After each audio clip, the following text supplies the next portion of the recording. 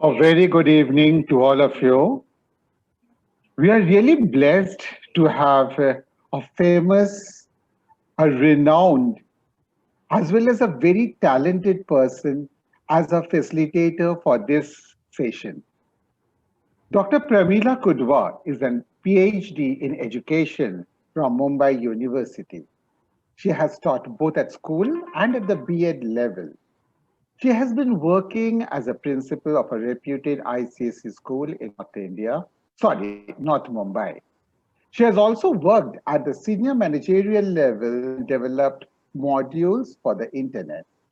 She has conducted workshops on several topics of academic interest, both for students and teachers. She has several academic publications to her credit and has recently authored a book, From Chalk to Talk, The Art of Teaching. And I'm really happy to have a copy of that book also with me. And when I read that book, I was really, really fascinated. Thank you so much, ma'am, for being over here. Please take it over. Thank you. It's been a very flattering introduction. Thank you, Pradipta. At the outset, I thank the Aditya Birla Education Academy for having given me this opportunity. I have drawn from my book heavily for today's talk. The topic of the book was From Chalk to Talk, The Art of Teaching. I have changed it to joyful teaching because somewhere I believe unless there is a joy of teaching in the teacher and the joy of learning in the student, learning does not take place. So the book is available on Amazon or Flipkart. I don't want to spend any more time on that. Let us, something went wrong? No, ma'am, it's fine. You just need to start sharing the screen. Yeah.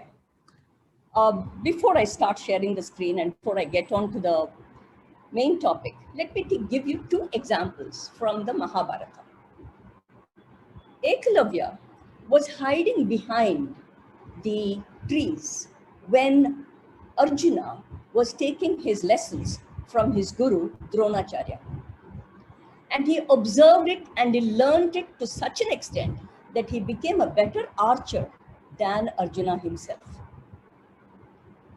And Arjuna, in the night, would practice his skills whilst his siblings slept. And he became a Shabdavedi who could shoot by listening to the sounds. It is every teacher's dream to have a student like this. But we all know that the normal probability curve does not permit that. According to the normal probability curve, we will have mostly students who belong to the average and a few above average and a few below average. And we also know that one rule does not fit everybody. One size does not fit everybody. So we cannot have one size and expect everybody to fit into that. So we need to keep changing so that we bring the ones below average onto the average stream and the average ones to move higher up and give challenging work to those who are above average. Now, to do all that, it's not an easy task. I want to take you back to my childhood days for a couple of minutes. When I was a child, there was not much that we could do as a holiday vacation. So every summer vacation, we would visit the grandparents. And my grandfather would have all the grandchildren surrounding him every morning, and he would give all of us a puzzle. And the condition was that the puzzle had to be solved together in a group. And we had to go together and explain the answer to him. If we were right, he would give us a little treat. And the next day, we would get a different puzzle. And this was something that we looked forward to in our vacation. Now let me share the screen. I will show you what the puzzle is and we'll take it forward from there.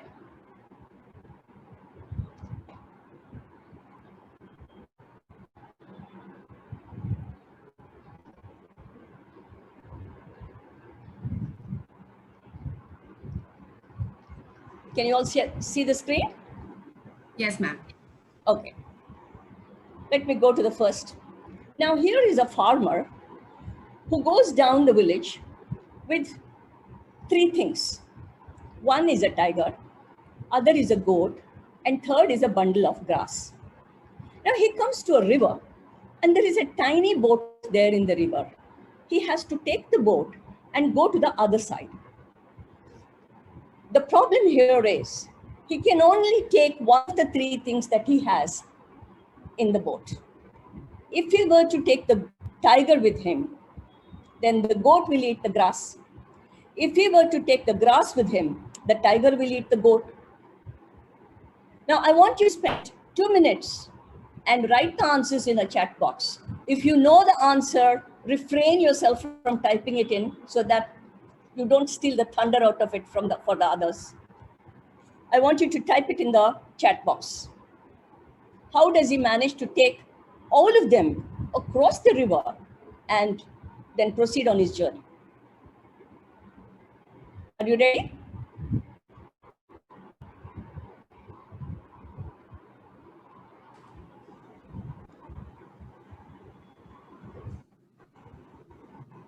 So we have, ma'am, we've started getting responses for this.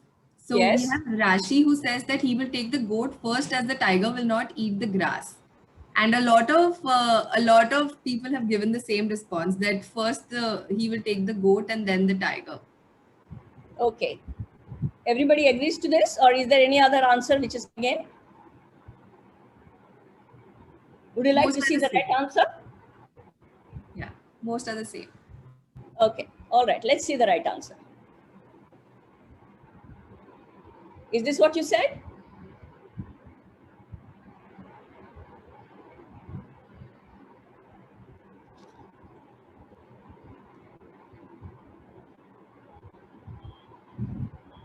If there is a little difference, so long as he manages to take all three along with him to the other side and then goes ahead on his journey, it is fine.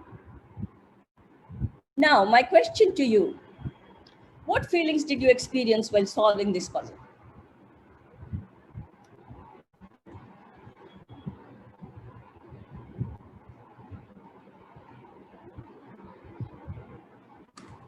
So Preetam says excitement. Rashi says excitement. I have to agree. Even I was excited, Yes. about the puzzle. Somebody said they enjoyed it. Yes. Prabha says she was puzzled, Yes. interested. Anything? Shalu Yes. felt empathy. Vanaja says she was thinking. Okay. Suman says she's curious. Rachna says it was thought provoking. All right. Let's put them all together. Let's put them all together. Curiosity, interest, puzzling, thinking. These are all things which are leading to curiosity. So what is the impact of curiosity? There are two organs, tiny organs, which I've circled with red. Here you can see the amygdala and the hippocampus. Now, what do these organs do? They store the memory. Along with the memory, there is the rewards that come with the memory, the pleasure of having that memory. These are all recorded. Let us, for an instant, stop and think. When we share happy days, what is it that we are sharing? We are sharing happy memories. A child is given unexpected gift of an ice cream cone. What goes with it? Pleasure, happiness. So these are the things that are recorded by hippocampus and amygdala. Now, what also happens here is when curiosity is aroused, there is a happiness chemical called dopamine, which is released. And it is this combination of all these things that spurs the child to learn. So curiosity is one of the most critical things that you need to look at when you want to bring in effective learning process. Let's study a little bit more about curiosity. Curiosity is the force within the hungry mind. What is a hungry mind? Hungry mind is that which wants to learn more. So curiosity is that which prepares the brain for learning. Curiosity is that which makes subsequent learning more rewarding. But let me give you some example. There is a 2 feet wall which separates your building from the next building.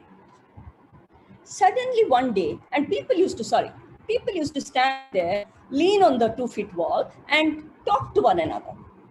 Suddenly one day you decide to increase the height of the 2 feet wall to 8 feet. Your neighbor now wonders. Till yesterday, she had a wall which was only 2 feet high.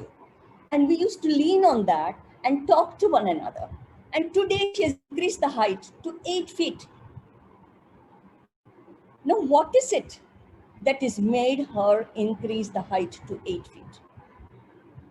So there is curiosity. If a person is very curious, the person may even scale the wall to see what you're doing on the other side. It is a similar curiosity that made Adam and Eve taste the forbidden fruit. When there is no knowledge, there is no curiosity. So to take it a little further, let me give you the drop from the TED talk that Susan Engel had. She talks about children where the teacher gives them a task.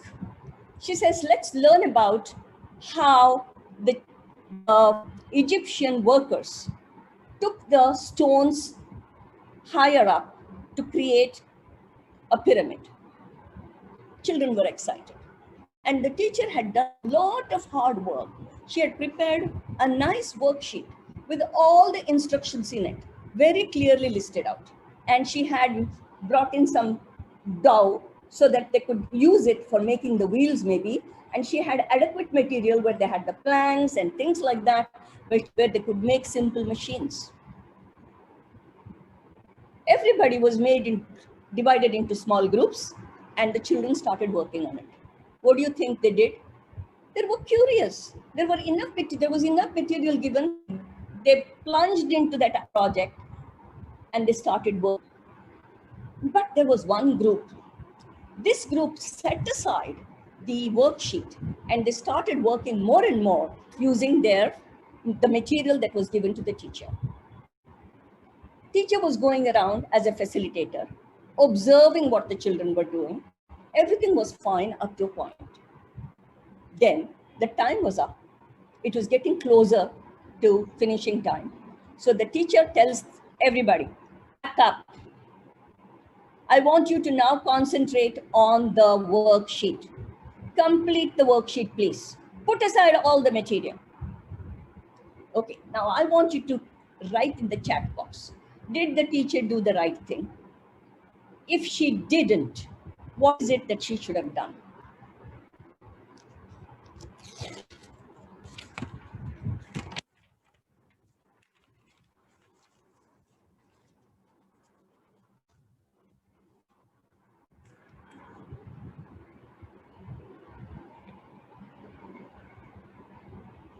Can I have the answers?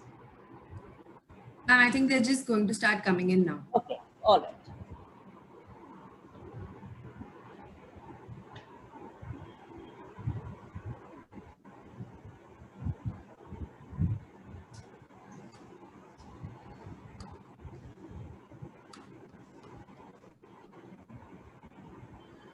So Purnima says that she should have allowed them to complete the activity and then the worksheet could have been done as homework. Okay. Meeta says that she could have asked the groups to explain the models prepared and solve the worksheet next time. Okay. Urvashi says that no, she should have allowed students to complete the activity. But Preetham I says... have another question to ask. Okay. Go ahead. Yeah, Preetham says it's right because she wanted to complete the task and wrong as she killed the group's curiosity. Okay. All right. I have a question. Now, if you don't stop them, how do you complete the syllabus?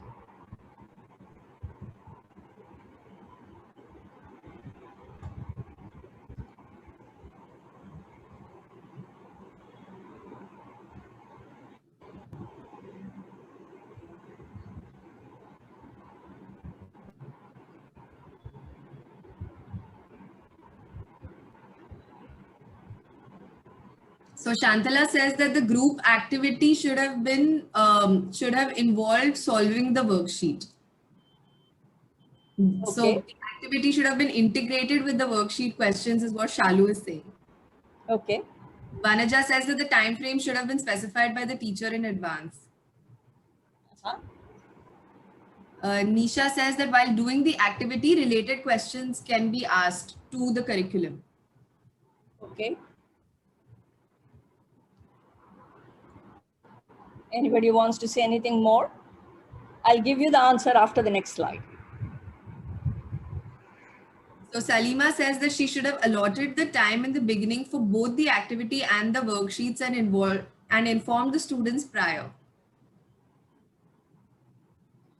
Okay.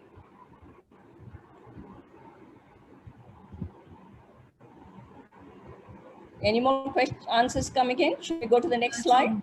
Just, I think the Because last now one, after the next slide. children would have learnt most part of the lesson through the activity. So it's easier Yes. to complete the syllabus now.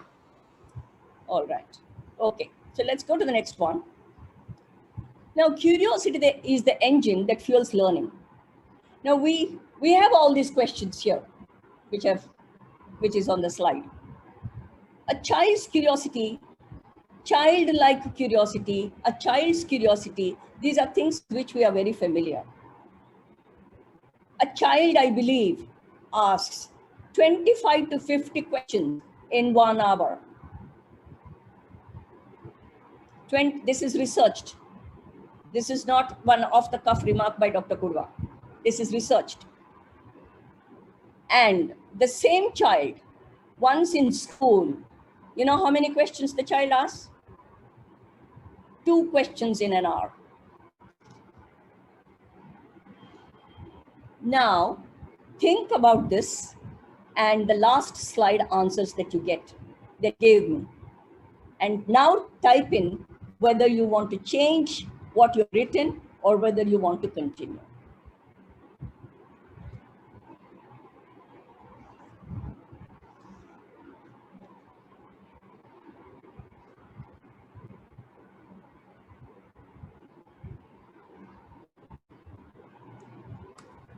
Teachers, please start typing your answers in the chat box.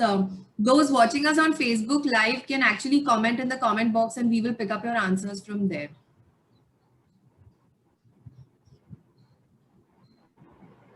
Want to change or you don't want to change? We have one response from Ishita who says that learning would not be joyful if she stopped the activity there for the students. Okay. So syllabus, how do we manage that? So where is your priority? Syllabus or making your children independent thinkers, making your children curious, making your children learn with understanding, or just completing the syllabus? That is a call you have to take as teachers. Let's move ahead.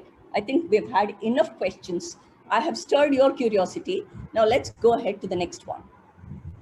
Joyful learning. Look at this picture here. The children are happy. They're chasing the soap bubbles. They're trying to catch the soap bubbles.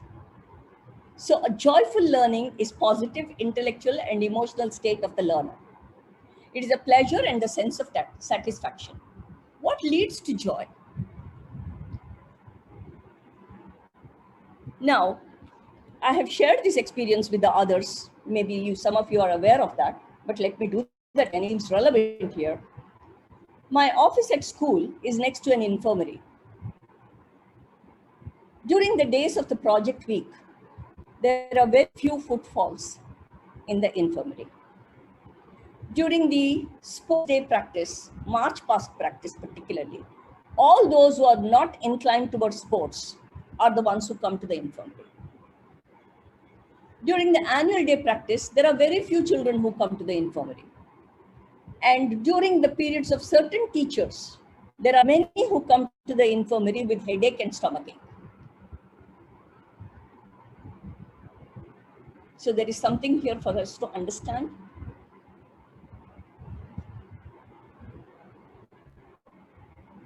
I'll leave it. Let's go to the next slide. Enemies of joyful learning, stress and anxiety. Even a simple statement like, your brother used to be such a good student, what's wrong with you? That can lead to stress. A monotonous voice of a teacher can lull the children to sleep. And when the teacher is not properly prepared, that can lead to boredom and poor content mastery. The children know when the teacher doesn't know. So it will be better to say, I'm sorry, children, I don't know, I will get back to you. I will read and I will get back to you. There is nothing wrong in that.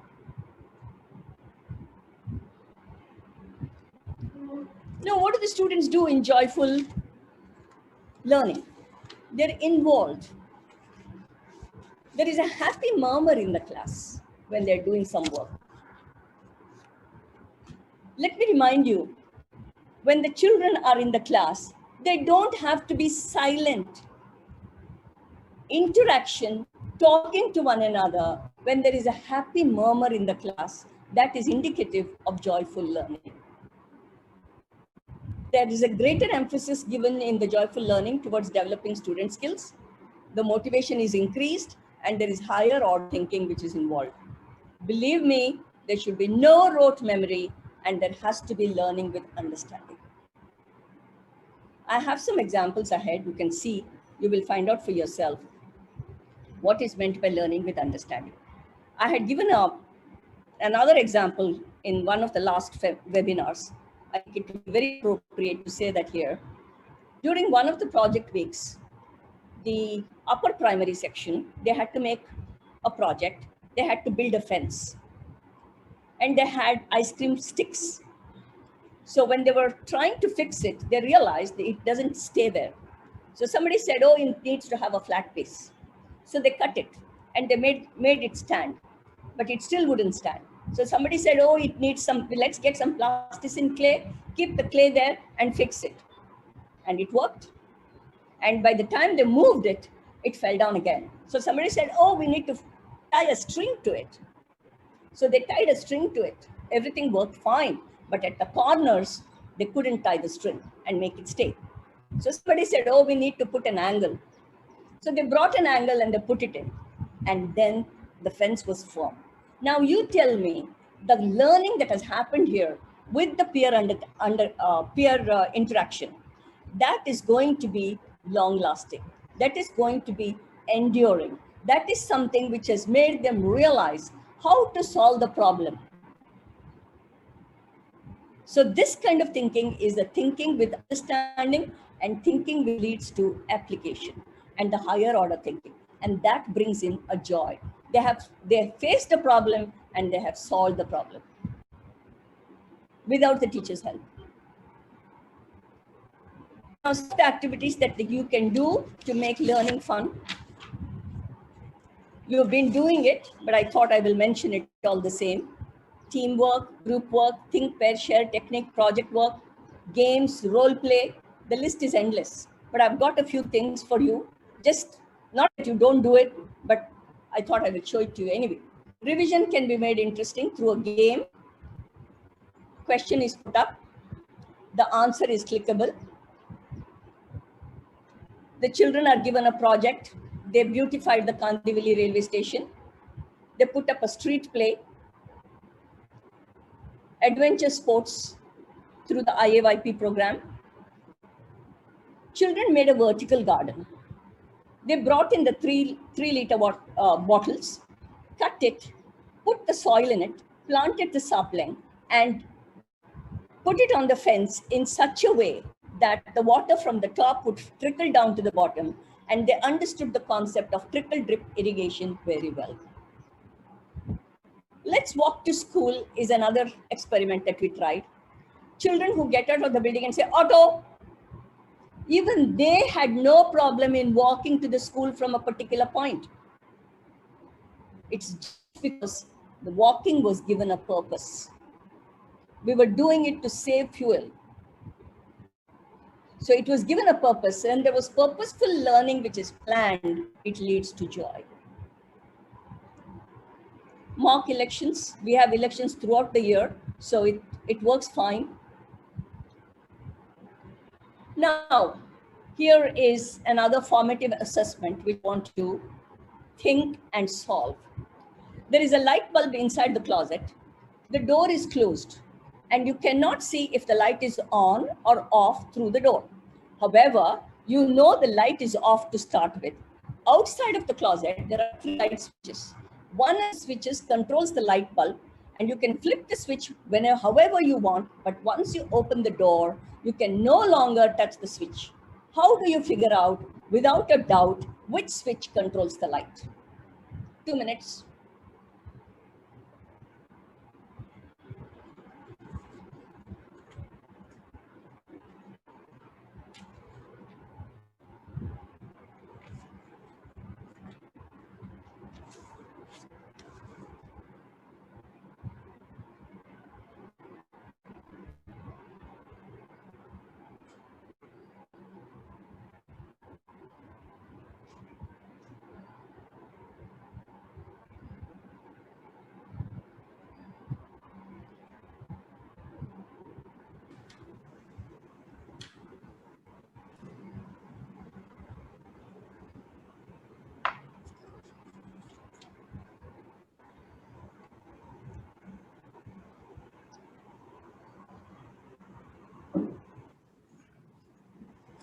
Amina says the switch which is up. Indira says the switch which is closer to the door.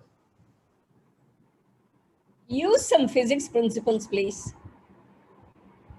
No tukka lagana. Apply some physics principle. It's a kind of formative assessment. You want to give up? I'll give you the answer. Nisha says that we can switch on and off the switches with some time intervals, and by touching the bulb, we can find out. Yeah, then you touch the bulb and you find out. You have been switching it on and off. How do you know which is which? You're not very far. You want to ask questions and I say yes and no, that can work. Try again. Saloni says that we can try one switch and watch through the keyhole. I don't think that's You enough. can't watch. No cheating permitted. No cheating permitted. All right, I'll give you the answer. You put on switch number 1 and keep it on for some time.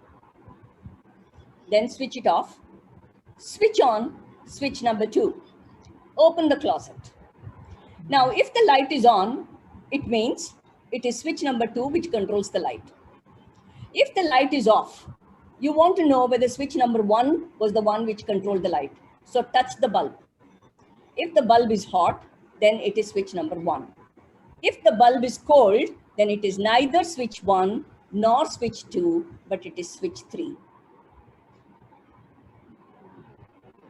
Now, what is the principle that is behind it? When you flick on a light with regular incandescent bulb, electricity is converted to heat in the tiny tungsten wire.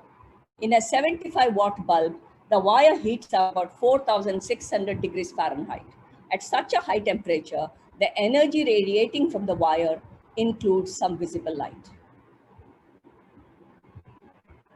Nisha, I think, was very clear. She should have modified her answer a little bit and she could have got the right answer. Let's go ahead. Now, I want to talk about storytelling. Storytelling is an age-old technique. We have heard stories from the Ramayana, Mahabharata, Panchatantra, Jataka tales, and bedtime tales. Bedtime stories are also there, where the parents read out to the children, and it also helps them to bond with one another. And bonfires, the bonfire, mostly ghost stories are narrated to make the ones with the weak heart are the ones who get scared, get ghost stories.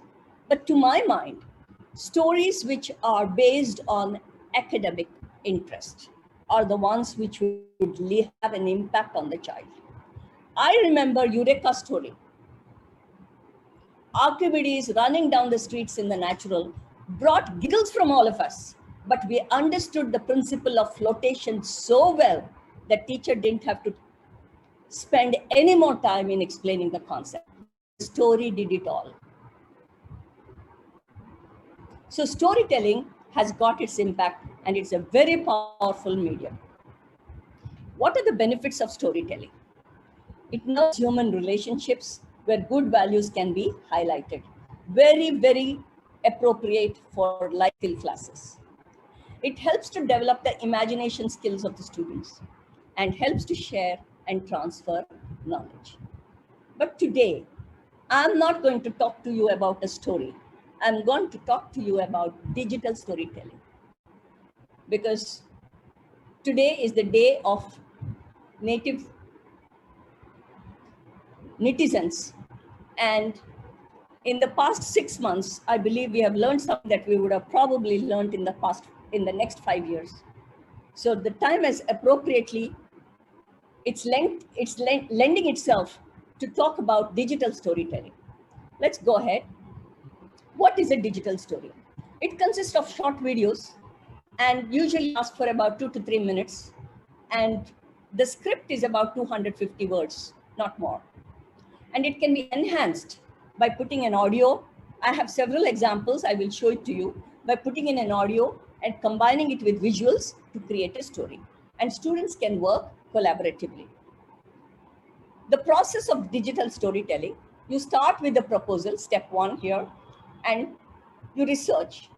You write a script and write a storyboard. I'll go through each of these. And step 5, collect images, collect the audio, and get the video right, and then put it all together, share it, and get the feedback and reflect. Simple process, nothing great. Now here is a storyboard which I made on PowerPoint. But today, little before we started the session, when we were checking it, I believe audio was a little weak. So listen to it, and if you don't get to hear it properly, I will explain it to you at the end of it. I am Labria Tarpitz. I'm located at Los Angeles, California. For 50,000 years, the Ice Age animals, plants, and insects have been trapped in my asphalt. Since 1990s, over 100 excavations have been made at Labria Tarpitz. George Page, a philanthropist, funded the museum where the fossils and the recreated animals are displayed. Jos Roca donated the land of 23 acres with the asphalt, which is referred to as the tar pits. Look at the huge mammoth being towed away by the little beetle. It is going to the museum for display, and the driver of the beetle is Howard Bow, and he is the sculptor of the big mammoth which he is towing to the museum. The black gooey substance bubbling to the surface is asphalt. It is the lowest grade of crude oil. Tar is a misnomer. Huge animals got sucked into this asphalt. Can you see the little baby elephant asking mama to come out quickly and requesting daddy to help?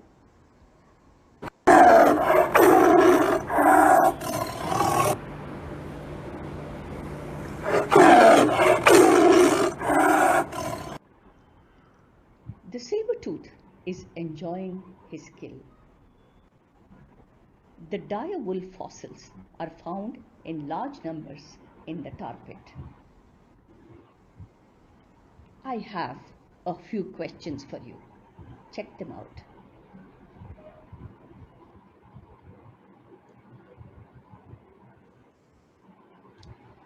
All right. Could you hear the audio?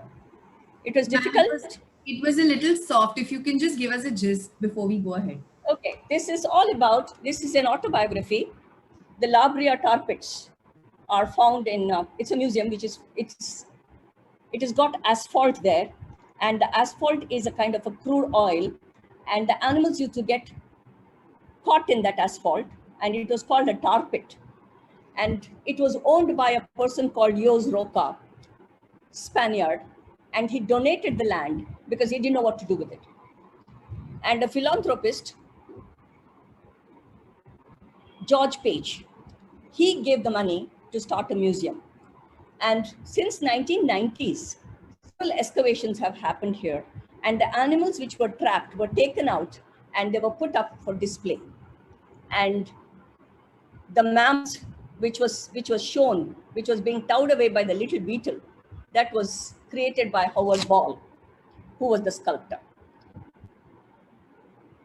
Well, now I think it's clear to you. Now look at this question and tell me, which elements of the storytelling did you observe in this story? What were the things that you found there?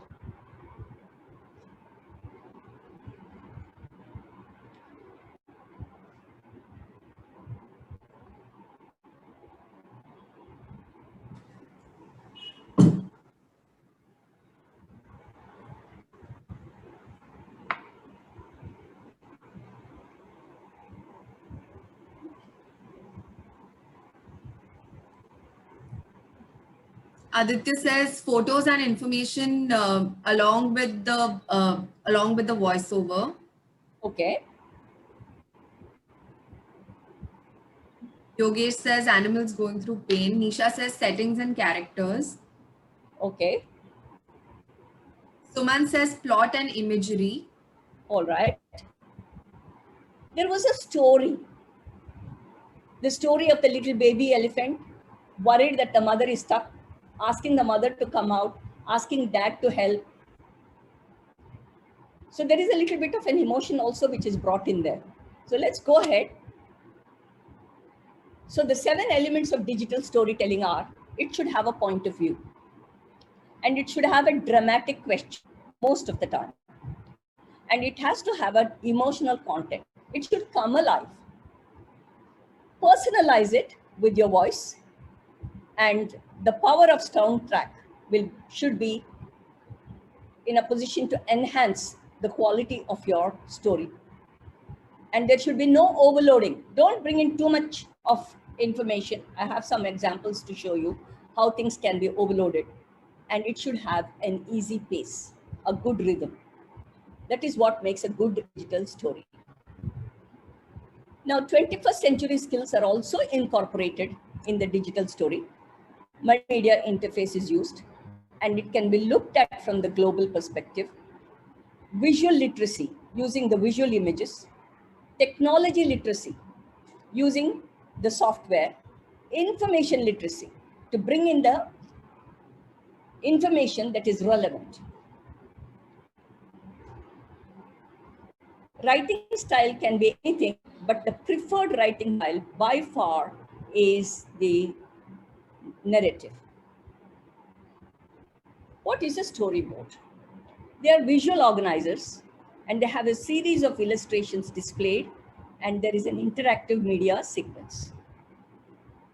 You can relate this to the storyboard story that you saw a little while ago, ABEA tar pits, how the illustrations were displayed in a sequence, and they had an interactive media sequence. Now, how do you make it? First, you create a template. You bring in a blank storyboard. Then add the script. Under each rectangle, I will show you what a blank storyboard would look like. Write the line of the script and the dialogue that corresponds to that scene. Sketch out the story, and add your notes. This is the first thing that you need to do. Let's see how it looks. Here you are. This is a blank storyboard.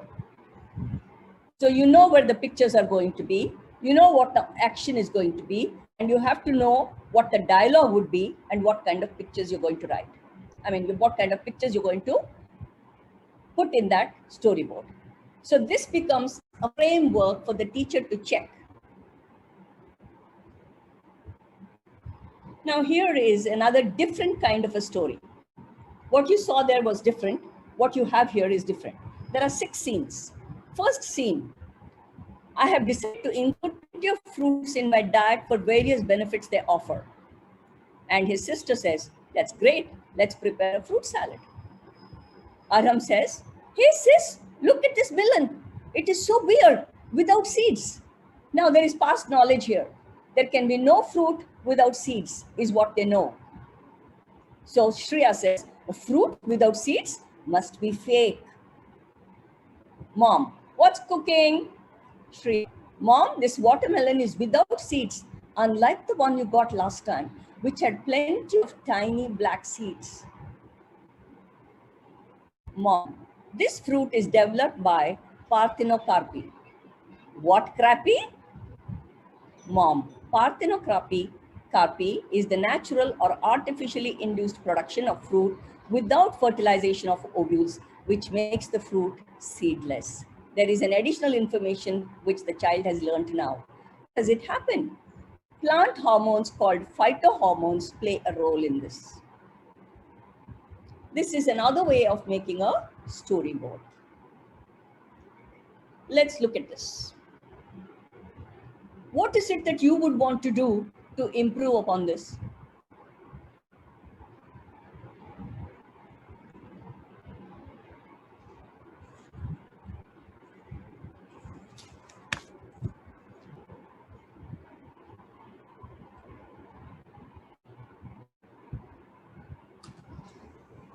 Lesser information and font size of dialogues. Okay. Are the dialogues too many Lesser or too text. less? Yes. And most people are saying lesser text. The text should have been less because this is looking overcrowded. Yeah. It's looking too overcrowded. Now, bring in less text. What is it that you could have done? Brought in an audio. Putting in an audio would reduce the text. So first slide, look at this. There are 4 people, each speaking something. It could have easily been reduced. Look at one more here, an example. That was an example from science. This is an example from English, phrases and clauses. This is also overloaded.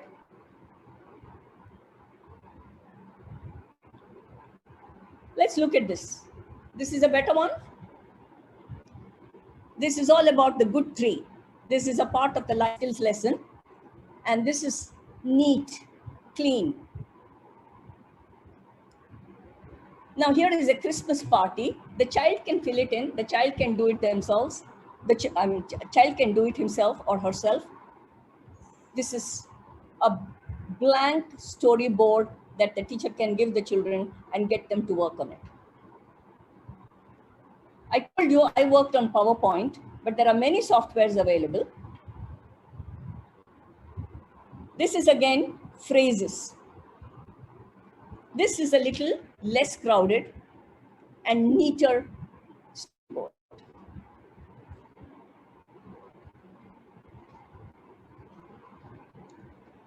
This is again plural, irregular nouns, singular nouns, plurals, a little clean storyboard. But to make it impactful, you will need an audio. Honesty is the best policy. This is another story. So with the images, the story is given.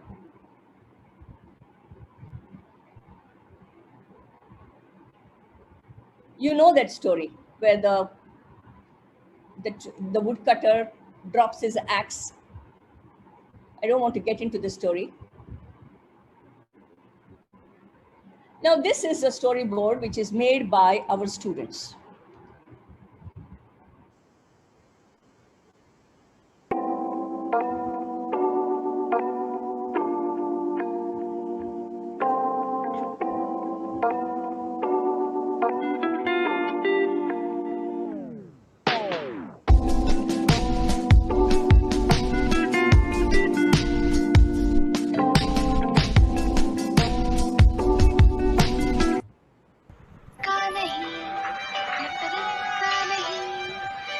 जीत का शोर हो एक India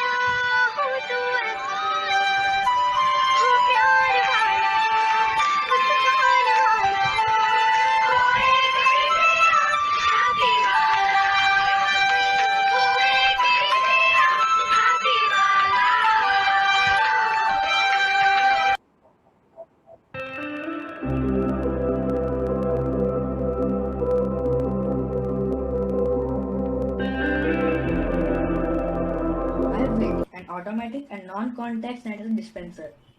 I have built this model using Arduino Nano, infrared sensor, pump motor which is inside the sanitizer bottle, battery and a pipe. I program using Arduino application. When you keep your hand below the sensor, it will dispense sanitizer with the help of pipe and without any contact of human.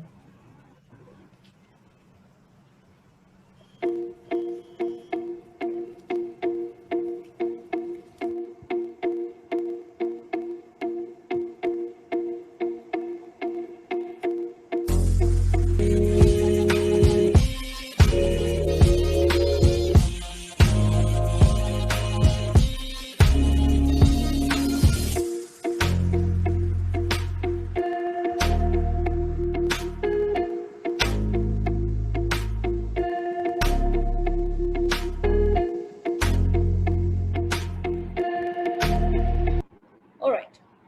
Now, before I go on to the next examples, I want you to tell me what were the different things that you found in this particular storyboard?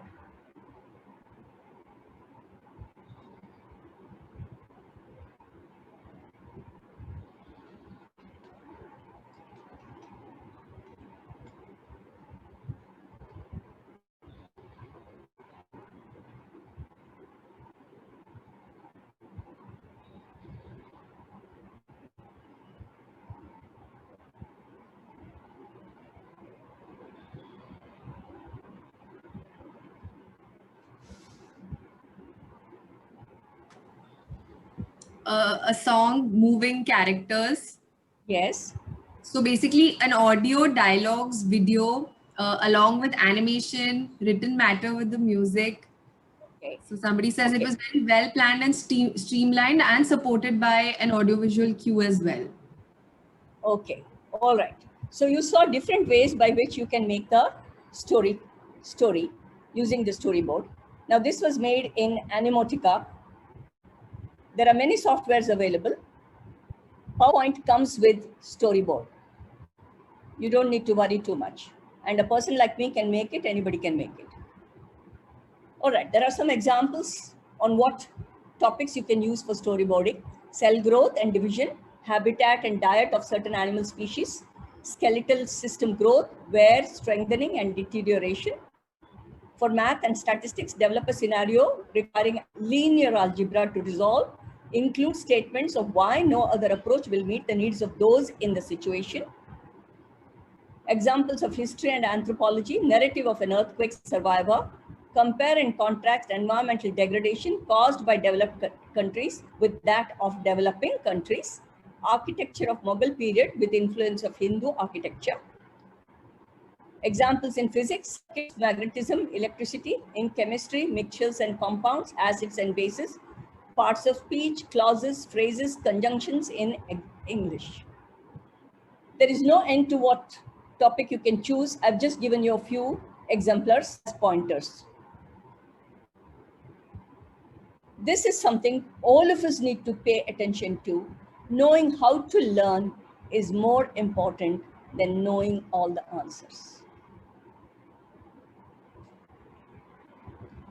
Thank you. Any questions? We can take the questions now. I'll stop the share. Thank you, ma'am. We will take questions now. If you have a question, please raise your hand so we'll allow you to unmute and ask your question directly to Dr. Kudva. Sorry,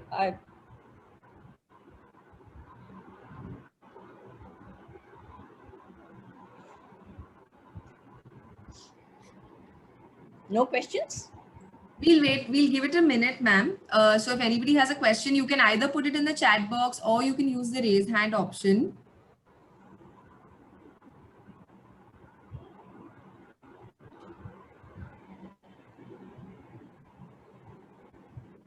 Ma'am, I had a question about, in the beginning, you said, you was talking about joyful learning and you said that a classroom that has a quiet murmur between the kids and when they're discussing, you know, it's joyful learning.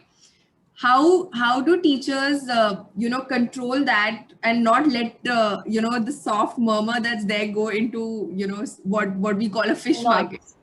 A noise. Yeah. Okay, so it's very simple. Drop your rules before you start. Okay. And you're going to make things interesting for them. They will toe the line. So that's very important. So we just need to draw the rules in the beginning. Draw the rules and we have to walk the talk.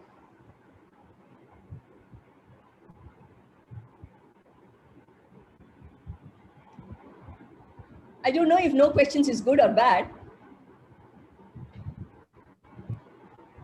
We don't have any more questions actually. If anybody has a question on Facebook also, please feel free to put it in the chat box and we will have your question answered.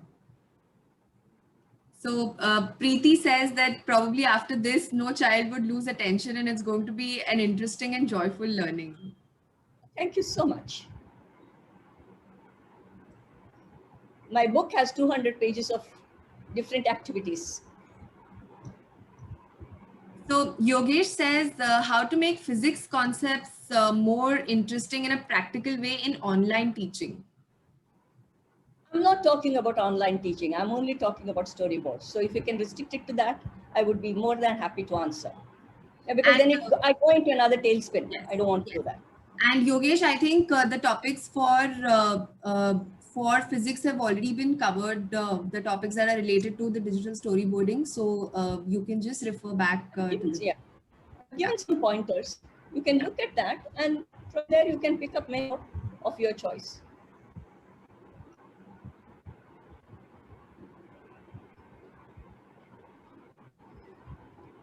How could we teach Mughal architecture? What is that? Yeah. How could we teach Mughal architecture to class 7 in a storyboard format? Is there any other innovative technique? Through story, if you have to teach Mughal architecture, all that you need to do is first have a script. You decide what is it that you want the children to do. Discuss it with them. I've given you that cycle. Follow the cycle. Get your images. Get your photographs. And get them to make this. It's as simple as that. You need to know what is your learning objective, what is the learning outcome. Define that and go ahead. It's like teaching online on the board. If you are going to teach the same thing, you're going to teach using a digital storyboard. And the difference is that when you teach on using a chalkboard, it is the same old technique that has been going on for years. So children are not keen on it. But the minute you give them something different, there is a curiosity, there is an interest, and they would be interested in doing it. And what more, they know more about these things than you and I do. So they will come out much better. Now you saw the storyboard that the kids did and the storyboard that I made. There is a difference. What I made was one of those simple things which anybody could do, but they had something more to offer.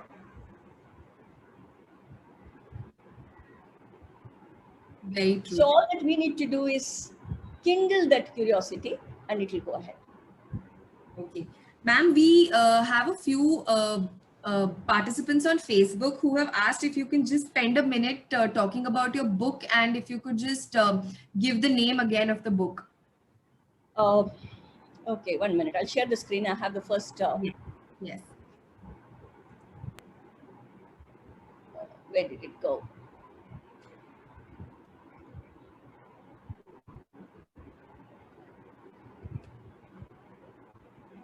There is the book. It's available on Amazon and Flipkart.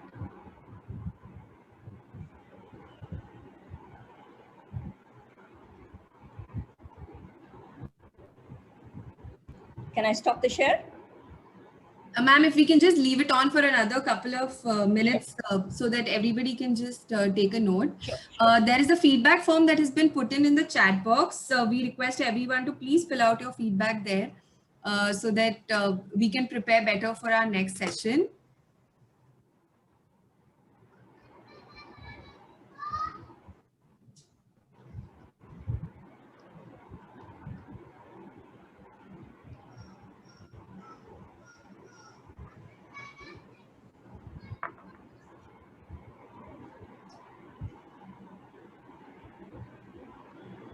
So I think this brings us to the end of today's masterclass. Ma'am, it's been a pleasure working with you on this. The last 60 minutes have just gone by really fast. And I think my biggest takeaway from the session, and I speak for everybody else who is with us here today, is that purposeful learning leads to joy. And that is something that every educator needs to keep in mind. The digital storyboarding was, I think, a great concept that has been introduced to a lot of teachers, and we do hope that everybody will try some of these techniques and maybe even come back to us and give us feedback how they liked it and if they have any other questions. So thank you so much for today's session, and thank you participants for joining us today. Do fill out your feedback in the link that has been shared in the chat box. Yeah, please do that. I would like to know it too. Thank you so much, ma'am. And good evening, everybody. See you soon at our next masterclass. Thank you. Thank you.